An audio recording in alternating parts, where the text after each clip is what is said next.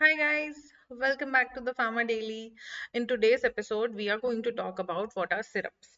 तो जैसा कि आप जानते हैं, हम जीपैट प्रिपरेशन में तगड़ी तैयारी के साथ लग चुके हैं।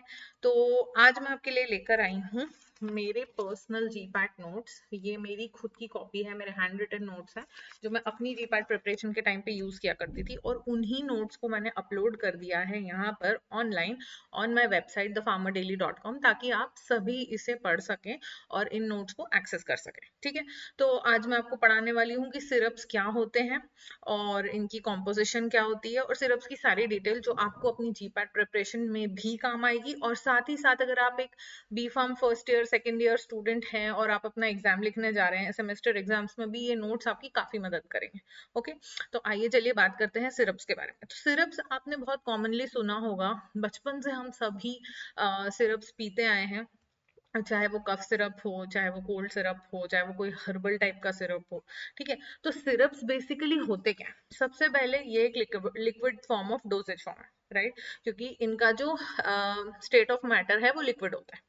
ठीक है, लेकिन एट द सेम टाइम ये एक्वस सॉल्यूशंस है। एक्वस यानी ये वाटर कंटेनिंग सॉल्यूशंस होते हैं। ठीक है, इनके अंदर शुगर और वाटर का मिक्सचर आपको मिलेगा। ये water sugar containing aqueous mixtures होते हैं या एक्वस सॉल्यूशंस होते हैं, राइट। अब सिरप्स की अगर हम बात करते हैं गाइस, तो सिरप्स ऐसे लिक्विड प्रिपरेशंस हैं जो कि हाई कॉन्सेंट्रेशन शुगर को पानी में डिसॉल्व करने से बनते हैं, जैसा कि मैंने आपको बताया।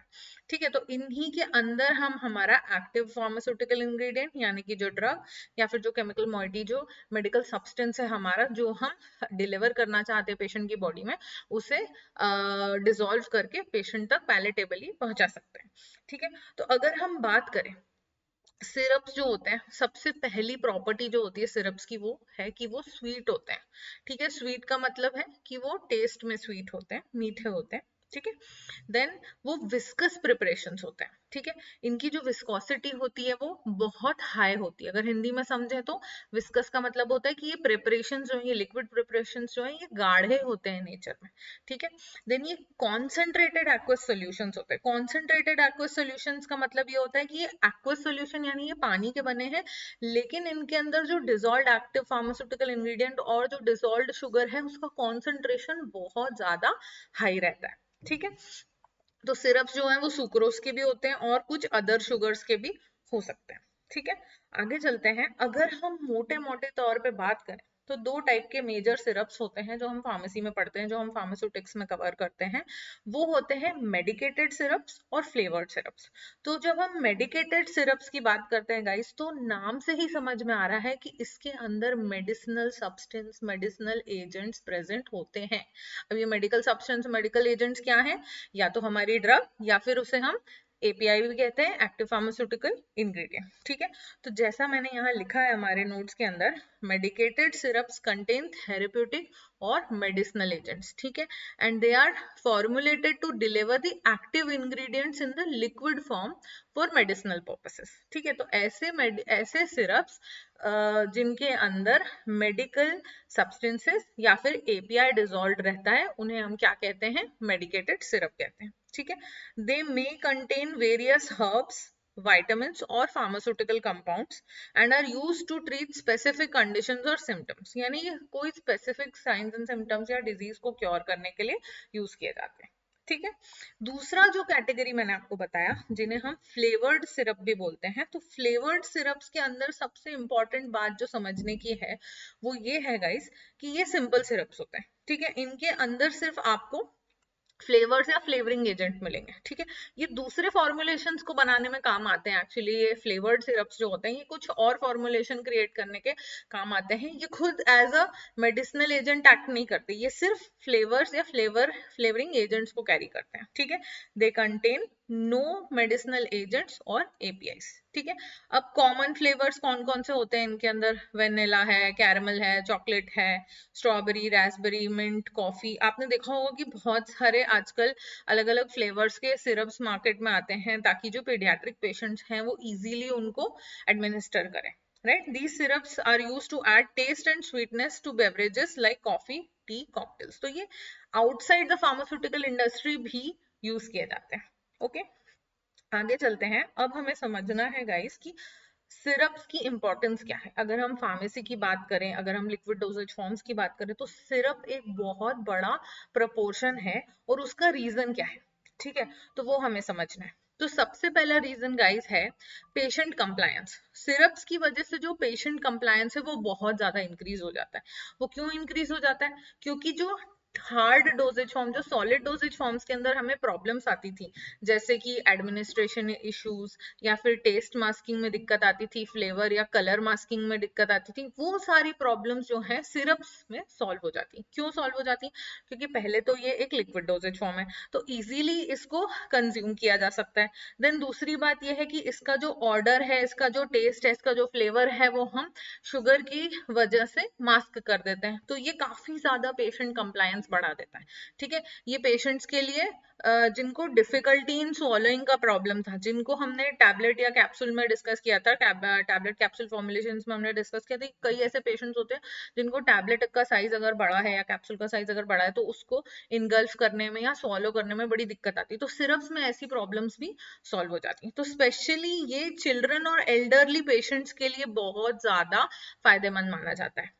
ठीक है, देन एक्यूरेट डोजिंग मिलती है हमें इससे। एक्यूरेट डोजिंग का मतलब क्या होता है? एक्यूरेट डोजिंग का मतलब होता है कि हम प्रिसाइज डोजेस में, अलग अलग डोजेस में जो है हमारा सिरप बना सकते हैं, एंड डिफरेंट डोजेस के अंदर, फ्लेक्सिबल डोजेस के अंदर हम इसको एडमिनिस्टर भी कर सकते हैं पेशेंट्स को। ठीक है, देन इसका जो एब्जॉर्प्शन है, रेट ऑफ एब्जॉर्प्शन है, वो बहुत हाई है। ठीक है, इसका बहुत ही जल्दी रैपिड एब्जॉर्प्शन होता है बॉडी के अंदर, क्योंकि ये लिक्विड फॉर्म में होता है।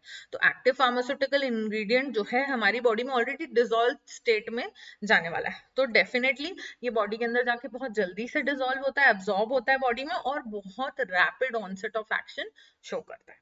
ओके, देन इसकी चौथी अच्छी खासी इंपॉर्टेंस है, वो क्या है कि syrups can accommodate wide range of APIs. मतलब बहुत सारे ऐसे ड्रग्स हैं या ऐसे बहुत सारे एपीआईज हैं जिनका आप सिरप फॉर्मुलेशन बना के आसानी से पेशेंट्स को दे सकते हैं। ठीक है, making them a versatile doses form, इसलिए इसको हम एक बहुत ही वर्सेटाइल डोजेज फॉर्म भी मानते हैं। ठीक है, आगे चलते हैं। अब हम डिस्कस करेंगे कि अगर हमें सिरप को एज अ फॉर्मुलेशन डेवलप करना है, तो कौन कौन से ऐसे व्हीकल्स या एक्सिपिएंट्स हम यूज करेंगे other than the API to formulate a syrup.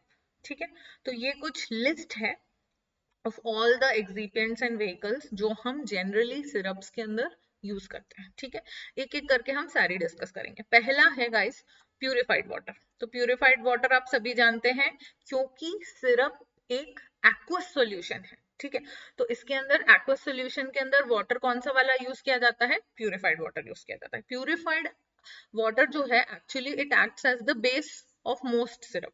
जो बेस है इसका, सिरप का जो बेस होता है वो जनरली प्यूरिफाइड वाटर का बना होता है, which acts as a solvent for ingredients and other excipients. तो हम सबसे पहले प्यूरिफाइड वाटर लेते हैं, उसी के अंदर हम हमारा जो शुगर कंटेंट है, उसी के अंदर हमारा जो एपीआई है, और उसके अंदर जो बाकी सारे एक्सिपिएंट्स जो हमें काम आने वाले हैं for creating the syrup, for formulating the syrup, वो सब हम किस बेस में डिजोल्व करते हैं? Purified water which is an aqueous solution। ठीक है, दूसरा जो एक्सिपिएंट है, ऑफ कोर्स क्योंकि नाम ही सिरप है, हम सिरप बना रहे हैं और हम जानते हैं कि सिरप स्वीट होते हैं, तो स्वीटनिंग एजेंट एक पूरा कैटेगरी है जो बहुत इंपॉर्टेंट एक्सिपिएंट का रोल प्ले करता है when we are talking about syrup formulation. ठीक है, तो कॉमन स्वीटनर्स कौन कौन से यूज होते हैं? सुक्रोज हो गया, ठीक है, सॉर्बिटॉल है, ग्लिसरीन है, इसके अलावा पीईजी है, ऐसे कई कई सारे different kinds of different categories of जो है स्वीटनिंग एजेंट्स इसमें यूज किए जाते हैं। These help in the palatability of the syrup. Palatability of the syrup का मतलब है कि इसको ज्यादा पैलेटेबल बनाते हैं, यानी इसको ज्यादा टेस्ट मास्किंग की वजह से इसका टेस्ट इतना अच्छा होता है कि पेशेंट इसे आसानी से जो है एडमिनिस्टर कर लेते हैं। ठीक है, swallowing डिफिकल्टी भी नहीं आती, टेस्ट या ऑर्डर की दिक्कत भी नहीं आती, कोई प्रॉब्लम्स नहीं आती है। ठीक है, then coming to the flavouring agents. तो फ्लेवरिंग एजेंट्स की यहाँ पे जरूरत क्यों पड़ती है? क्योंकि कई बार हमें जो है एपीआई का टेस्ट मास्क करने के लिए, जो बिटर टेस्ट या बिटर स्मेल है उसको मास्क करने के लिए, उसका ओवरऑल टेस्ट इनहेंस करने के लिए हमें फ्लेवरिंग एजेंट्स भी ऐड करने पड़ते हैं। इसमें अलग अलग टाइप के फ्लेवर्स, फ्रूट के फ्लेवर्स या एसेंसेस, जैसे कि हमने अभी डिस्कस किया वैनिला, कॉफी, चॉकलेट फ्लेवर्स हम ऐड कर सकते हैं, ठीक है, सिरप्स के अंदर। देन चौथा जो एक्सिपेंट है जो कि बहुत ही इंपॉर्टेंट है वो प्रेजर्वेटिव्स है। होता क्या है गाइस कि प्रेजर्वेटिव हमें सिरप में इसलिए ऐड करना पड़ता है क्योंकि ये एक्वस सॉल्यूशंस है। जैसे ही एक्वस सॉल्यूशंस की बात आती है, जहां पे वाटर आ जाता है, वहीं पर साथ में आती है माइक्रोबियल ग्रोथ, ठीक है। तो हम नहीं चाहते कि शेल्फ लाइफ के टाइम पे जब हमारा सिरप बन के तैयार है और किसी के घर पे स्टोर्ड है, स्टोरेज कंडीशंस के टाइम पे, स्टोरेज के टाइम पे, during the entire shelf life कभी भी हमारा जो सिरप है वो डिकम्पोज हो, डिग्रेड हो, उसकी क्वालिटी खराब हो जाए, उसके अंदर माइक्रोबियल ग्रोथ हो जाए, ये हम नहीं चाहते। So in order to prevent the microbial growth and to extend the shelf life of the syrup we are adding preservatives. अब प्रेजर्वेटिव्स कौन से होते हैं? सबसे फेमस जो होते हैं पैराबेन्स होते हैं, बेंजोइक एसिड होता है। तो ये कुछ ऐसे प्रेजर्वेटिव्स हैं जो हम सिरप में जनरली यूज करते हैं, ठीक है। नेक्स्ट आते हैं गाइस विस्कोसिटी मॉडिफायर्स। तो हमने ऊपर पढ़ा था यहाँ पर कि सिरप्स जो हैं ये sweet viscous concentrated aqueous solutions होते हैं, तो उसकी विस्कोसिटी जो है सिरप्स की बहुत हाई होती है। तो विस्कोसिटी को मॉडिफाई करने के भी कुछ एजेंट्स हमें इस फॉर्मुलेशन में ऐड करने पड़ते हैं, जैसे कि मिथाइल सेल्यूलोज, xanthum गम, ठीक है। These may be added to adjust the syrup's viscosity, ensuring ease of administration and accurate dosing। तो होता क्या है कि viscosity modifier ऐड करना जरूरी इसलिए है ताकि जब हम बॉटल से सिरप को पोर करें तब भी आसानी हो, ठीक है। जब हम सिरप को स्वॉलो कर रहे हैं एज अ पेशेंट, तो पेशेंट को उसमें एडमिनिस्ट्रेशन में भी आसानी हो, ठीक है। और उसके अलावा जो डोज हम सेट करना चाहते हैं, जो डोज हम पेशेंट को प्रोवाइड करना चाहते हैं, उसकी एक्यूरेसी हम मेंटेन कर सके, इसलिए हमें विस्कोसिटी मॉडिफायर्स ऐड करने पड़ते हैं सिरप्स के अंदर, ठीक है। नेक्स्ट आता है गाइस कलरिंग एजेंट। तो कई बार एपीआई का कलर और सारे शुगर और सारे सब्सटेंसेस को मिलाने के बाद जो सिरप का कलर बन के आता है वो कभी कभी एम्बर कलर, ब्राउन कलर का भी हो सकता है। एंड फिर पैलेटेबिलिटी जो है, पेशेंट अडहेरेंस जो है वो कम होने के चांसेस है। तो इसीलिए हम कलरिंग एजेंट्स ऐड करते हैं, ऐसे कलर और एडिटिव्स ऐड करते हैं हम, जो कि सिरप को काफी ज्यादा अपीयरेंस में बेटर बनाता है, उसके कलर को सुंदर बनाता है, ताकि कोई भी पीडियाट्रिक पेशेंट है, जनरली आपने देखा होगा कि स्ट्रॉबेरी, रेड कलर या ऑरेंज कलर के सिरप्स आते हैं मार्केट में, राइट। तो ये ऑरेंज कलर के सिरप्स जो होते हैं ये काफी प्लीजेंट दिखते हैं। तो इसलिए जो पीडियाट्रिक पेशेंट्स हैं, जो चिल्ड्रन हैं या जो जीरियाट्रिक ओल्ड एज पेशेंट्स हैं, ये इजिली दवाई ले लें बिना किसी नखरे के, बिना किसी नॉन कंप्लायंस के। इसके लिए हमें कलरिंग एजेंट्स ऐड करने रहते हैं, ठीक है। Then next is antioxidants. तो एंटीऑक्सीडेंट्स का काम क्या होता है? Basically these prevent the degradation of API, ठीक है। सेंसिटिव एपीआई जो कि ऑक्सीडेशन सेंसिटिव एपीआई होते हैं, तो उन्हें बचाने के लिए, उन्हें डिग्रेडेशन से बचाने के लिए, उन्हें ऑक्सीडेशन से बचाने के लिए ही हम एंटीऑक्सीडेंट्स ऐड करते हैं। कौन कौन से एंटीऑक्सीडेंट्स बहुत कॉमनली सिरप्स में यूज किए जाते हैं? एस्कॉर्बिक एसिड, ठीक है। Then sodium metabisulphite, these are incorporated in the syrup formulation to prevent oxidation of syrups, ठीक है। तो ऐसे कई सारे एपीआईज होंगे जो कि ऑक्सीडेशन सेंसिटिव होते हैं, तो उनके लिए हम ये यूज करते हैं। अब हम मेरिट्स और डीमेरिट्स पढ़ेंगे सिरप फॉर्मुलेशन की, ओके। तो बेसिकली जो सिरप फॉर्मुलेशन की मेरिट्स हैं, सबसे पहले palatability, then ease of administration, then flexible dosing, ये तीन हम ऑलरेडी डिस्कस कर चुके हैं। अब हम बात करेंगे रैपिड ऑनसेट ऑफ एक्शन की। तो रैपिड ऑनसेट ऑफ एक्शन की अगर हम बात करते हैं, तो बेसिकली लिक्विड फॉर्मुलेशन जो है वो क्विकर अब्जॉर्प्शन को के डायरेक्टली प्रोपोर्शनल है। वो एक्चुअली इंश्योर करता है कि हमारा जो ड्रग है, जो एपीआई है, वो बॉडी के अंदर जाके जल्दी से अब्जॉर्ब हो बॉडी में, और साथ ही साथ जल्दी से फास्टर ऑनसेट ऑफ एक्शन भी शो करे, ठीक है। और एक और बहुत अच्छी मेरिट है सिरप्स की, वो है इजी टाइट्रेशन। इजी टाइट्रेशन का मतलब क्या है कि हम डिफरेंट सिरप के डोजेस बना सकते हैं, डिफरेंट डोज एडजस्टमेंट्स कर सकते हैं जब हम सिरप फॉर्मुलेशन डिजाइन कर रहे हो, ठीक है। Syrups enable gradual dose adjustment, crucial in cases where a patient is responsible for medication varies, ठीक है। तो कभी अगर हमें 10 ml की जगह 5 ml आधा ही डोज देना है, तो आप उसको इजीली, आप मेजरमेंट जो उसका कैप आता है उसके अंदर मेजर करके इजीली कम डोज या ज्यादा डोज दे सकते हो, as per the doctor's prescription, as per the patient's need, okay, then comes the demerits of formulation. इतने सारे फायदे हैं सिरप के, फिर भी कुछ छोटी छोटी डीमेरिट्स हैं, ठीक है, उनके बारे में भी हम डिस्कस कर लेते हैं। डीमेरिट्स का मतलब होता है डिसएडवांटेजेस, राइट, मेरिट्स का मतलब होता है एडवांटेजेस, ठीक है। तो डीमेरिट्स यानी डिसएडवांटेज भी होते हैं कुछ सिरप फॉर्मुलेशन के, जैसे कि स्टेबिलिटी इश्यूज। तो जो सिरप होते हैं इनकी शेल्फ लाइफ थोड़ी लिमिटेड होती, due to the presence of sugar. होता क्या है कि यहाँ पे शुगर जो होता है वो एक तो माइक्रोबियल ग्रोथ को बहुत ज्यादा प्रमोट करता है, ठीक है, क्योंकि माइक्रोबियल ग्रोथ हो सकती है, इसकी वजह से हम कह सकते हैं कि सिरप की शेल्फ लाइफ जो है वो काफी कम हो जाती है, ठीक है। और कई बार जो क्रिस्टल जो शुगर कंटेंट है सिरप का, उसके अंदर क्रिस्टलाइजेशन भी हो जाता है। तो ये दो बड़ी मेजर इश्यूज हैं जिनकी वजह से सिरप जो है बहुत ज्यादा स्टेबल फॉर्मुलेशन नहीं माना जाता है, ठीक है। Then comes higher volume required, ठीक है। तो सिरप में require higher volume of administration of a particular dose. तो कई बार ऐसा होता है कि जो एपीआई है वो बहुत ज्यादा पहुंच जाता है पेशेंट की बॉडी में, इसमें ओवरडोज होने के भी बहुत चांसेस होते हैं, which can be inconvenient to patients who struggle with large amounts of liquid, ठीक है। तो ये भी एक बड़ी प्रॉब्लम है। Then comes caloric count. तो जो सिरप्स होते हैं दे कंटेन शुगर, ठीक है, leading to high calorie intake. मतलब इनमें प्योर शुगर होती है, पक्की शुगर, इसके अंदर और कुछ भी नहीं है, सिर्फ और सिर्फ शुगर कंटेंट बहुत हाई है।